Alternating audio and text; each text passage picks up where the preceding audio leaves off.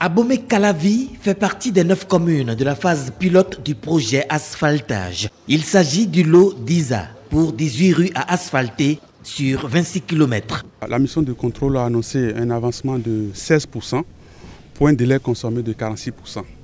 Ceci veut dire que nous sommes très en retard, mais l'entreprise nous a donné des garanties de pouvoir rattraper le retard qui est aujourd'hui constaté. Par ce projet, le gouvernement du président Patrice Talon est parti pour révolutionner complètement le paysage urbain des villes du Bénin. Le projet asphaltage est beaucoup plus complet et il va avec l'éclairage public solaire, il va avec les aménagements d'espaces verts, il va avec les équipements de sécurité, tout ce qui est équipement de carrefour, feux tricolores, barrières de sécurité pour la traversée des carrefours et tout ça. Il va également avec le mobilier urbain, banquettes, poubelles. Donc c'est un aménagement complet de façade à façade. Pour ceux qui voyagent beaucoup, c'est ce que nous voyons dans les autres contrées. C'est également de l'esthétique urbaine qu'il s'agit. Nous voulons du beau.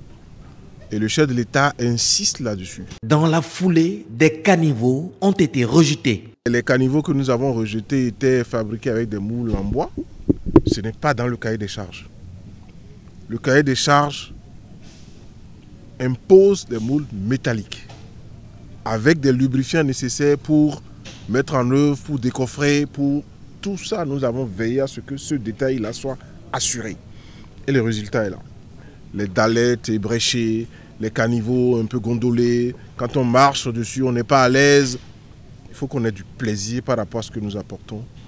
À marcher sur les trottoirs, à marcher sur les côtés. Selon les études réalisées, pour 1 franc investi par l'État, le privé investit au bout de 3 ans 15 francs. Si nous faisons les voies, les gens vont construire des boutiques, les gens vont améliorer leur maison, les gens vont investir dans les services à apporter aux populations. Et aussi, le foncier va reprendre de la valeur. Si le foncier reprend de la valeur, il y a une autre paire de manches pour les collectivités.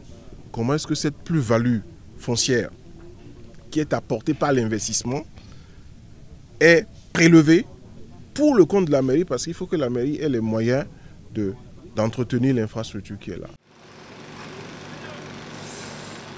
Préfabrication, mise en œuvre selon les normes de sécurité, accès des populations à leur résidence, filets de sécurité et passerelles, tout est passé au peigne fin. Il faut saluer ce projet initié par le chef de l'État et son gouvernement. Mais également, je saisis cette occasion pour saluer le management du ministre en charge du cadre de vie. Ces visites de chantier qui permettent vraiment de regarder ce qui se fait. Et je peux dire que c'est du marquage à la culotte, pratiquement. Surtout que c'est un sachant, c'est un expert. Et donc on est heureux de faire cette visite de chantier avec M. le ministre, ce qui a permis de relever les insuffisances, les malfaçons et de donner des instructions fermes pour que l'entreprise se reprenne. Nous avons constaté qu'il y a effectivement des problèmes d'organisation, mais des consignes ont été données par le ministre et je crois que nous finissons par une note de satisfaction. Des instructions ont été déjà prises en compte et nous avons quand même des ouvrages de qualité, de bonne qualité. Ce que j'ai entendu ici aujourd'hui sur ce tronçon m'a vraiment ragaillardi, m'a dit que de bonnes choses se feront.